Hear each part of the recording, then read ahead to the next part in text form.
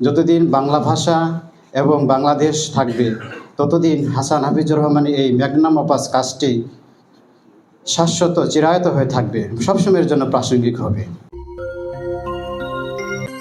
হাসান হাফিজুর রহমানের অমর ২১-এর সংকলন ২১শে ফেব্রুয়ারি এবং মুক্তিযুদ্ধের যে দলিলপত্র, এটা বাংলাদেশের ইতিহাস এবং ঐতিহ্যের সঙ্গে গভীর একত্রতায় জড়িয়ে রয়েছে। যতদিন বাংলা ভাষা এবং বাংলাদেশ থাকবে ততদিন হাসান হাফিজুর রহমানের এই ম্যাগনাম অপাস কাজটি শাশ্বত চিরায়ত হয়ে থাকবে, সবসময়ের জন্য প্রাসঙ্গিক হবে। আমি হাসান হাফিজুর রহমানের একটা কবিতা তার বাংলা একাডেমির রচনাবলীর ২য় খণ্ডের অপ্রকাশিত রচনাবলী থেকে আমি পড়ছি। এটা তার যে সমাধিলিপি সেখানেও এটা খোদিত আছে।